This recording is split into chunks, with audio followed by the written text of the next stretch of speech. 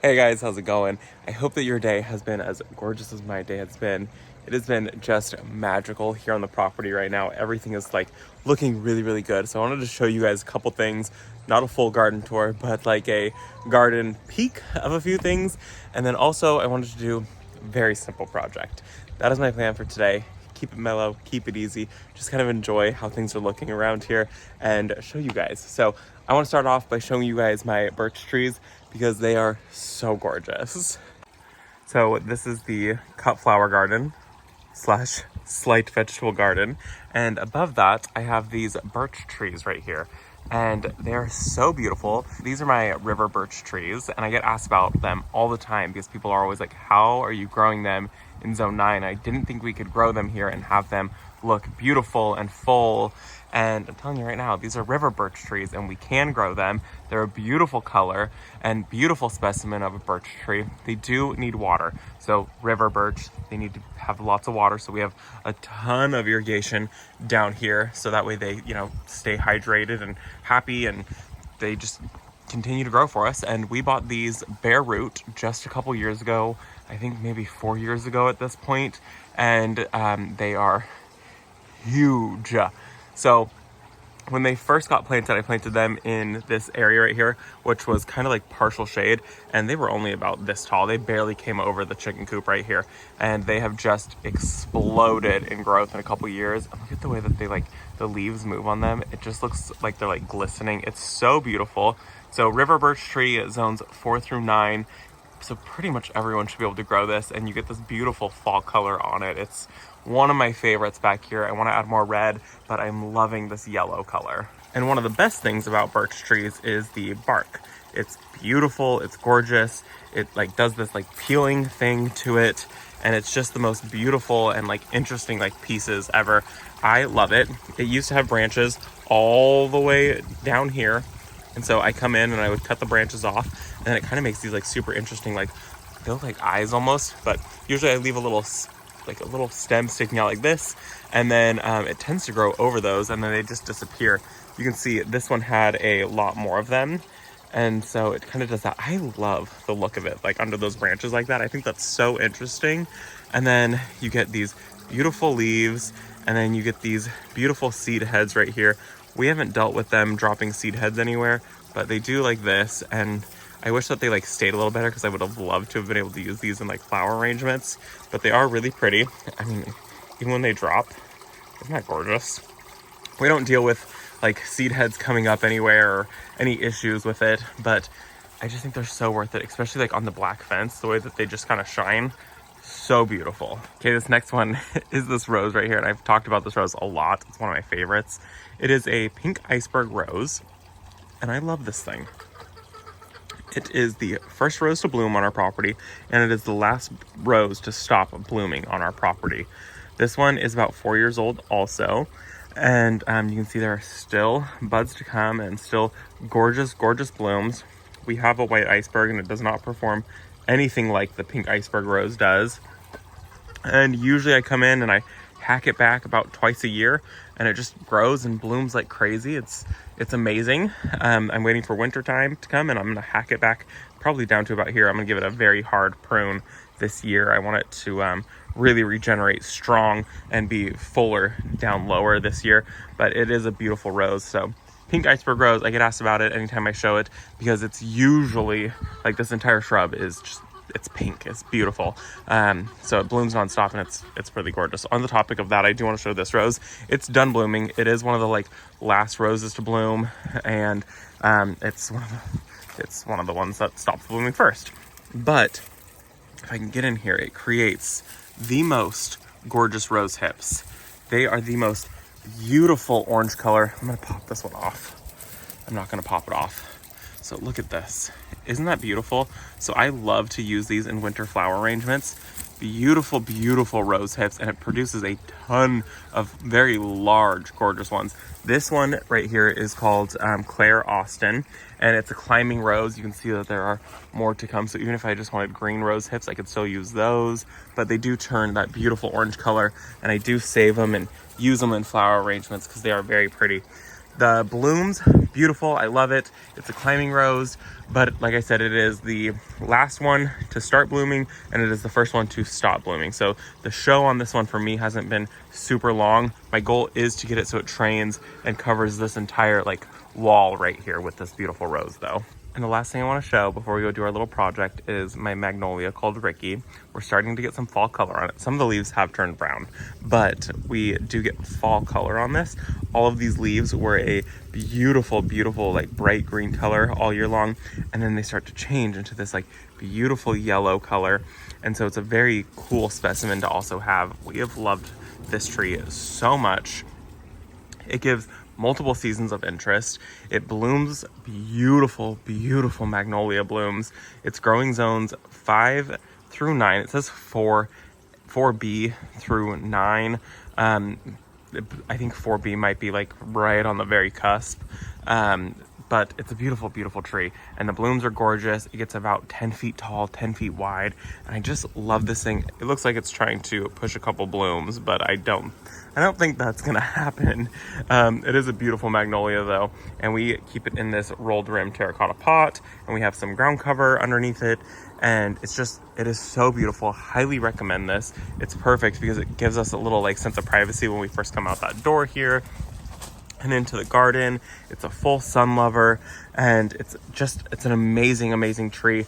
And since it stays so compact, we can grow it in a container and not even worry about it for a long time. So this one's been in this container for I think 2 years at this point, and it's just one of my absolute favorites. Ignore how bad the lawn looks. Oh my gosh.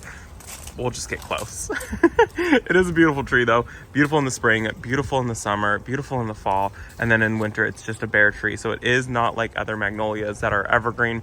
This one is deciduous and it's going to lose all of its leaves. So that is just an update on just a few things around the property. Just 3, 4 things. Don't even remember how many I just showed you. Anyways, let's get to today's project. It's just very, very simple. I'm going to upcycle a planter that I have. It's a beautiful Swan Planter that I bought from QVC. And this girl on Instagram, I've followed her for years. And her channel, or her Instagram page is called Liz Marie Galvin. And she came out with a QVC line and I bought from it, and I bought this Swan Planter. I love swans and I used it. I had ferns growing in it. It was beautiful. I used it inside, and I transplanted the ferns out. Some of them started to die, and then I just kind of put it on a shelf and just forgot about it. And now I want to upcycle it. I like the color of it, but I think I can make it better. So we're going to upcycle it. It's just a little too like shabby chic for my style. I think I want basically one color. So I'm gonna go in with one color. It's this like very soft brown color right here, kind of going for like a dark swan color instead of a white swan. I was gonna do black, but I thought like black might be a little too intense. So I'm thinking I'm gonna just go in with this. It's called Chocolate Pretzel, and it's what the containers are that I have on my front porch, and I love the color of it. So we're gonna just spray paint this really quickly, and then we are also going to fill it up with some strawberries. I thought it would be really fun to grow strawberry plants in the Swan Planter. I don't know, I thought it would be cool. So first step with the swan is I need to properly clean it. And by properly, meaning I'm just going to use this broom and try to get off the dirt. That's the plan. And then we'll just do a light coat of spray, let it dry, fill it up with soil, and then I'm gonna go in with the strawberries. And this is one that I took a plant from over here. So I filled this up with strawberries in the springtime, super late in the springtime, and it's still producing strawberries like crazy. But I'm just gonna come in here and kind of like dig a couple of these plants out. It is pushing some plants. Okay, this one's like rooted under this trim piece. And like, you can see like there's like a baby right here. So I'm gonna come in and just dig some of these out. Like I'll dig this one up and then like maybe, okay, so sorry. It'll be okay. And then I'm gonna dig up probably a few others.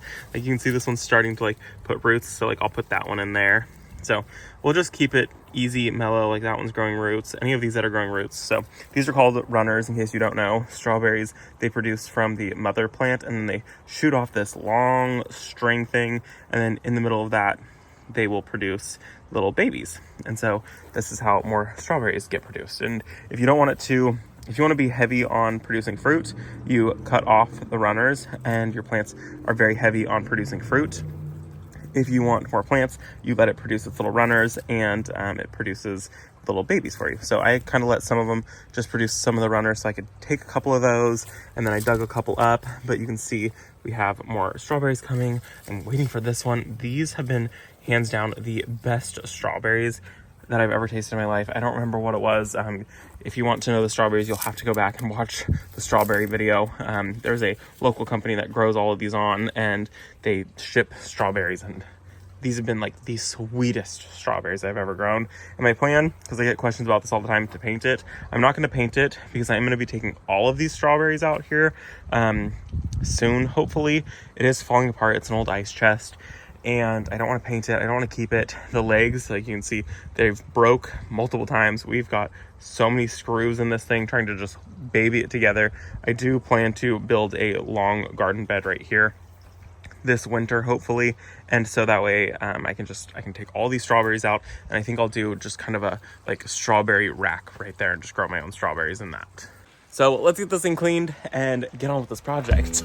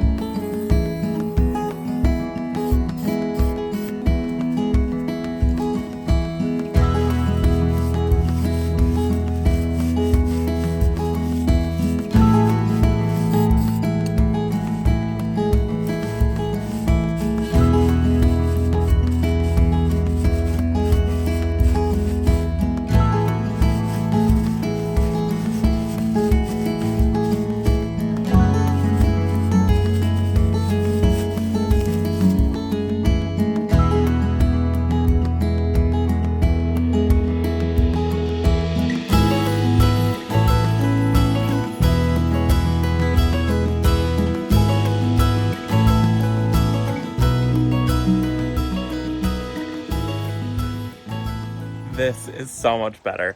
I liked the whitewash of it, but I didn't like the gray undertone. And so this has a very natural undertone now.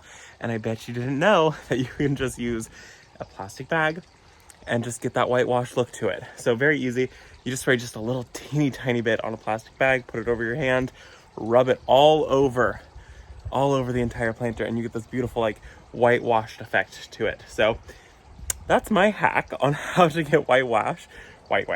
So that's my hack on how to get whitewash. I don't know. I think it's a cool little hack. And I think this is the prettiest planter. So now we're gonna fill it up with dirt and go ahead, and I think I'm gonna try to run my irrigation up the bottom. It's got a hole for drainage, but we'll see. I'm gonna run tubing up the bottom. I might need to drill it out just a little tiny bit more.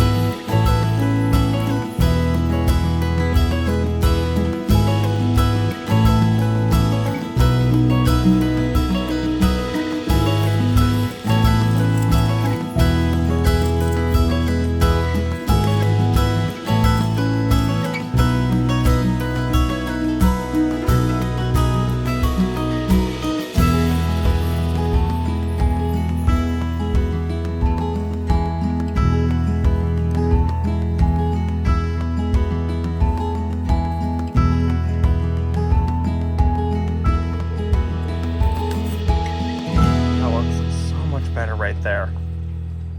I love that. I love the color of it. I like the more brown undertone instead of the blue undertone. I think it's way better, and it still has that like aged effect. I personally think that things kind of pop out a little bit better, some of the detail on it. Like the feathers here and the baby down there. I did come through and I did kind of like touch up the beaks, so the beaks were a little more like brown than white. And then we've got 4 strawberry plants in there, which realistically is probably overkill. So 1, 2, and then a baby there and a baby there. And that's probably way more than that planter even needs. 2 plants would probably be just fine, but the other 2 are just kind of like extras as insurance. So I'm happy with it, and I think it's just going to stay right there. I think that just adds, you know, to the like element that I'm going for back here. I want that like cottagey vibe and cozy vibe, and I think this is leaning towards cottagey back here now. It's really nice with the obelisk and the topiary, and I've got a basket of lettuce and pots on bamboo stakes and swans, and it's just starting to like feel cozy again back here, which is all that I want. We have, you know, flowers growing. I've got zinnias at the start of winter, which is crazy. And yeah, it's just, I feel like this is now a space that I want to be. When it was all vegetables, I didn't even want to come back in here. Also, look at this. Isn't this crazy? This is my blueberry bush. That fall color alone is worth having a blueberry bush. Holy cow. Beautiful, beautiful red.